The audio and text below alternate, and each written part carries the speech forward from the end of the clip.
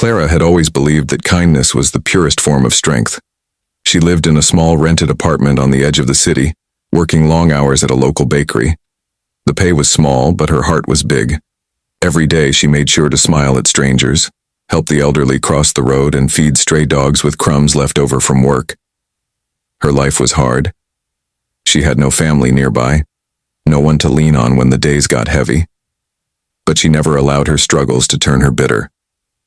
One day, she would whisper to herself, "Things will change." She believed that the universe saw her small acts of love. One morning, on her way to work, Clara saw a young boy crying on the roadside. His school bag had fallen into a puddle, and his books were soaked. People passed by, barely looking. Clara stopped. She helped the boy gather his books, took him to the bakery, and gave him a piece of bread and a warm drink. The boy smiled, wiping his tears. "Thank you, ma'am." Nobody else stopped. Clara smiled. "That's okay. Just remember to help someone else someday." She didn't know that this simple moment would one day come back to her in ways she couldn't imagine. That night she walked home tired but peaceful, unaware that her greatest test was yet to come. That evening the rain fell heavier than usual. The streets shimmered under the golden glow of streetlights. Clara had just finished her shift and was walking home, her tired feet splashing through puddles. Her mind replayed the same worries: unpaid bills, rent, and an empty refrigerator. She passed by a fancy restaurant where laughter and music spilled out onto the wet streets. Through the window she saw people eating, drinking, and celebrating life. And for a brief second, she wondered what it felt like to live without fear of tomorrow. Just then, a car broke down by the corner, steam rising from under its hood. People walked around it, annoyed by the traffic. But Clara stopped. "Are you all right, sir?" she asked. The man looked up, mid-40s, soaked in rain, frustration clear on his face. He wore a suit, his phone dead, and his car completely still. "Not really," he sighed. "Tow truck's taking forever. My phone just died. What a night." Clara hesitated for a moment, then stepped closer, offering her small, worn umbrella. "Here, take this. I live nearby. You need it more than I do." "I can't take your umbrella. You'll get soaked," he protested. "I'll drive faster than your suit," she replied with a soft smile. The man laughed quietly, the first time he'd smiled all day. He accepted the umbrella. By the time he looked up again, Clara was already walking away, fading into the rain. That night, Clara reached home drenched. Her hair clung to her face and her clothes were heavy with water. The apartment was dark. The power company had cut her electricity. She lit a candle, sat on the floor, and whispered, "Maybe they're right. Maybe kindness doesn't feed you." Her stomach growled. The only thing she had left was hope. The next morning, Clara arrived late to work. "Clara, you're late again." The bakery owner frowned. "I can't keep waiting for you. Customers come first." "I'm sorry, sir. My bus was delayed. It won't happen again," she said. "I think it's best if you take a break." "Indefinitely," he replied coldly. She stood outside the bakery as the door closed behind her. Tears filled her eyes, but she refused to let them fall. "Don't cry," she whispered to herself. "You've survived worse." The following days were the hardest of her life. She searched for work everywhere, cafes, shops, offices, but no one was hiring. Her savings ran out. Her rent was overdue again. And yet, she still found ways to help others. When her neighbor's child fell ill, Clara shared her last few coins to buy medicine. When a stray dog limped near her door, she tore a piece of her only bread to feed it. Kindness, even in her poverty, never left her side. Then, a week later, as Clara sat on a park bench, exhausted and defeated, a sleek black car pulled up beside her. The window rolled down, and she froze. It was the man from the rainy night. "I've been looking for you," he said warmly. "For me?" she asked.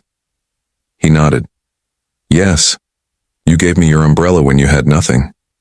That night I was on my way to fire an employee, but your kindness reminded me that people still care.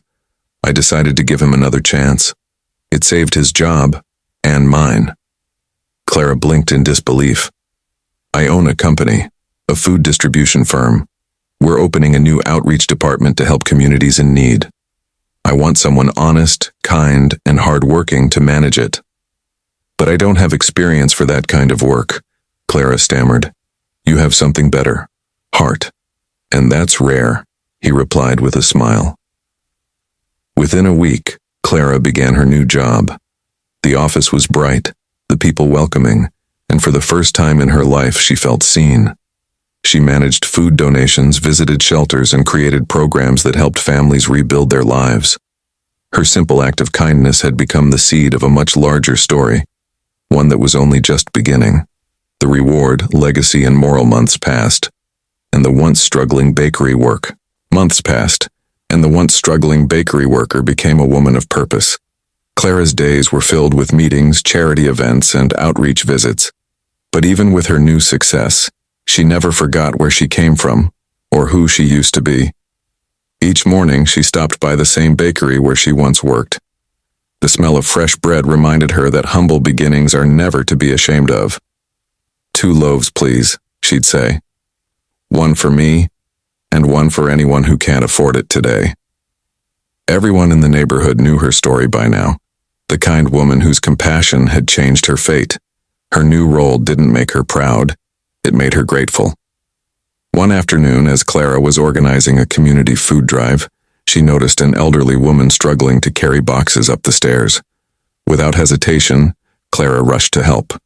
"Oh dear, these boxes are heavier than they look," the woman laughed. "Don't worry, ma'am. Life trained me well," Clara replied. That small moment was captured on a volunteer's phone and later shared online. Within days, it went viral. Thousands of people commented, "Kindness still exists? We need more people like her." The world began to recognize her not just as a manager, but as a symbol of selfless goodness. Weeks later, she was invited to speak at a local event. Standing before a crowd of hundreds, Clara began softly, "I was once invisible, a woman people passed by without noticing. I gave away what little I had, not because I was rich, but because I refused to let hardship make me unkind. And one day, when I least expected it, life noticed. I learned that destiny listens not to power or money, but to compassion. Each time you help someone, you write your own miracle." Clara's journey became a message of hope that spread far beyond her city.